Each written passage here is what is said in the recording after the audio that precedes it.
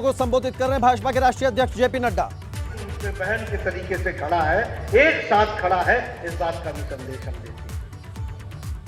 इस तरीके से जो आपने मुझे मौका दिया, आज हमने भी उनको सम्मान दिया है। लेकिन जब हम बात करते हैं और जब मैं उत्तराखंड की धरती पर खड़ा हूं, तो ये देवभूमि भी है और वीर भूमि भी है। हमारा हिमाचल प्रदेश भी देवभूमि भी है और वीर भूमि भी है। हर घर से फौज में भागीदारी करने वाले लोग इसी वीर भूमि से मिलते हैं। और हम यह भी जानते हैं कि किस तरीके से फौज में आप लोगों ने प्रतिनिधित्व किया है। हमारे यहाँ बड़ी संख्या में लोग major general, lieutenant general, brigadiers, सैनिक भाई बड़ी संख्या में यहाँ से उन लोगों ने भागीदारी की है। और ये हमारी सौभाग्य की बात है कि आज chief of the army staff, first chief defence staff, ये जनरल विपिन रावत, वह भी उत्तराखंड से है। ये भी हम सबके लिए सौभाग्य है। हम आज जनरल विपिन चंद्र जोशी जी को भी याद करते हैं, जिन्होंने chief of the army staff के रूप में यहाँ देश का नेतृत्व किया और वह भी उत्तराखंड से थे। उसी तरीके से हमारे Devendra Kumar Joshi, chief of naval staff, उन्होंने भी उत्तराखंड का नेतृत्व किया है। ये सब हम सब जानते हैं। उन्होंने भी देश का नेवी में नेतृत्व किया है। ये सब हम जानते हैं। मैं इसलिए बोल रहा हूँ क्योंकि उत्तराखंड ने जो गौरव प्रदान किया है, वह गौरव हमको हमेशा याद रखना चाहिए।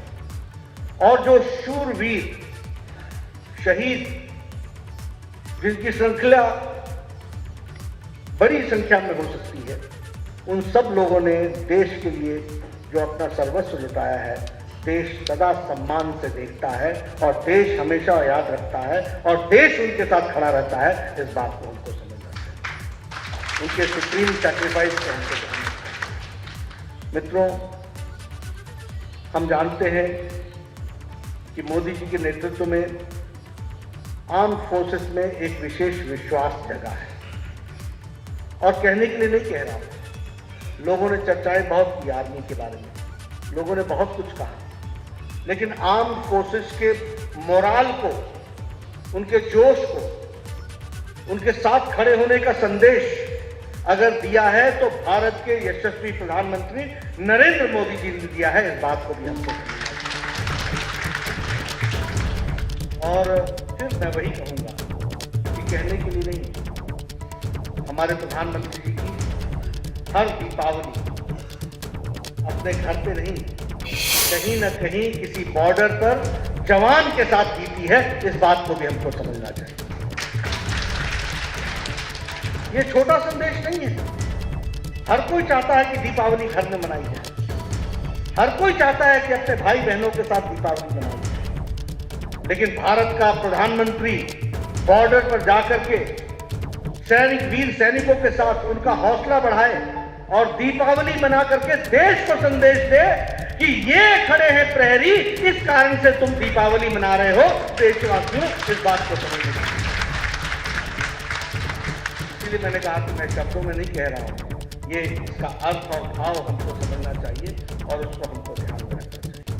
हम ये कह सकते हैं कि आज मोदी जी के नेतृत्व में देश सुरक्षित है, मजबूत है और तीव्र गति से बढ़ने के लिए आतुर है। ये सुरक्षा, ये मजबूती, ये प्रदान करने का जो नेतृत्व ने दिया है, तो बराबर में खड़े होकर के भारत की फौज ने भी उसी तरीके से जवाब दिया है, उसी तरीके से साथ खड़े होकर के जवाब दिया है। ये भी हमको समझना चाहिए। घटनाएं मैं बहुत कह सकता हूं, लेकिन फिर भी हमको ध्यान में रखने के लिए बहुत सी घटनाएं ऐसी हैं जिसको हमको अपने जहन में रखना बहुत ही आवश्यक होगा और उसको हमको जानना चाहिए। मित्रों, नेतृत्व के बदलने से क्या फर्क पड़ता है, इसको भी हमको समझना चाहिए। बहुत से लोग कहते थे डिफेंस के बारे में, डिफेंस की चिंता करनी चाहिए, डिफेंस की चिंता करनी चाहिए, लेकिन डिफेंस के बजट के बारे में किसी ने सोचा था क्या? मैं आंकड़ों के साथ बताना चाहता हूं। 2011-12 में भारत का डिफेंस बजट 1,00,000 47,000 करोड़ रुपए था। 1,47,000 करोड़। आज 2020-21 में भारत का डिफेंस बजट 4,78,000 करोड़ है। ये हमको ये भारत ने प्रायोरिटी, मोदी जी ने प्रायोरिटी डिफेंस को दी। और उसमें से भी आप ध्यान रखिए कि 1,35,000 करोड़ रुपए सिर्फ नए असले खरीदने के लिए उसकी व्यवस्था की गई है। इस बात को भी हमको समझना है। हमारे नए हथियार खरीदे जाए, बॉर्डर रोड्स अच्छे से बने, तीव्र गति से बने, उसके लिए प्रयास हो। आज मुझे खुशी हो रही है, आप सब लोग लंबे समय तक बॉर्डर के बीच में रहे हैं।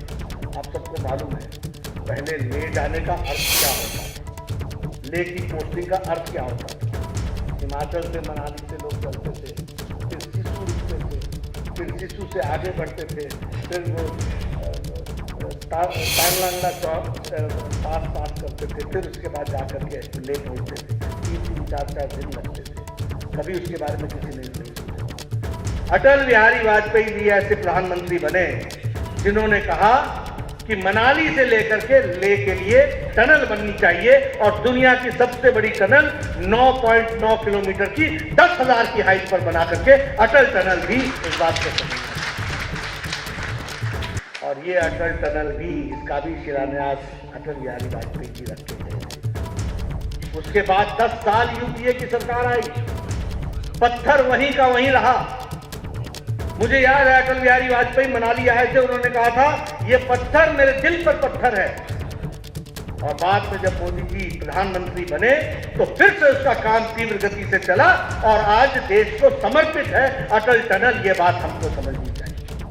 आज हमको लेके बॉर्डर पर पहुंचना कितना सुगम हो गया, जिसके लिए 2-2 दिन लगते थे और 6-6 महीना पास बंद रहता था। आपको जानकर के आश्चर्य होगा कि जो हमारा सामान जाता था वो 6 महीने का एक साथ सामान सारे का सारा ले में इकट्ठा किया जाता था, क्योंकि 6 महीने के लिए ये रोड लाहौल से बंद हो जाती थी। हम सबको मालूम है। आज ऑल वेदर रोड इस तरीके की परिस्थिति आकर के खड़ी की गई है। आपको जानकर के खुशी होगी कि बॉर्डर रोड ऑर्गेनाइजेशन ने 2017 में 17 रेल टनल्स, रोड और रेल के टनल्स, जिसकी टोटल लेंथ 100 किलोमीटर है, उसको बनाने का काम शुरू कर दिया है। मित्रों, ये छोटी घटनाएं नहीं बता रहा हूं मैं। आप देखिए, आपको जो 3-3, 4-4 दिन में हमारे फौजी भाइयों को बॉर्डर पे पहुंचने को लगता था, उसको सरल करने के लिए रेल और रोड दोनों की टनल, और छोटी नहीं 100 किलोमीटर तक की, ये बनाने का निश्चय किया है भारत सरकार ने। इसको हमको समझना। उसी तरीके से 73 सड़कें चाइना और इंडिया के बॉर्डर पर बनाने का काम चल रहा है, और उनकी लेंथ है 3,812 किलोमीटर। ऑल वेदर रोड, सभी मौसमों में चलने वाला रोड। आप सब लोग तो जानते हैं, हम लोग भी पहाड़ में रहे। एक तरफ इधर हरी झंडी वाला खड़ा होता था, अगर ब्रिज का क्रॉस करना है, एक लाल झंडी वाला उधर खड़ा होता था। 15 ट्रक इधर से गुजरते थे, फिर उसके बाद इधर लाल हो जाता था, उधर हरा हो जाता था, फिर 5 ट्रक उधर से गुजरते थे। घंटों लगते थे, और एक नहीं, ऐसे छोटे छोटे 20-20 दिन। तो भाजपा के राष्ट्रीय अध्यक्ष सैनिक सम्मान समारोह में पूर्व सैनिकों को संबोधित कर रहे हैं। कहीं मत जाइए, एक छोटे से ब्रेक ले रहे हैं, फौरन वापस आओ।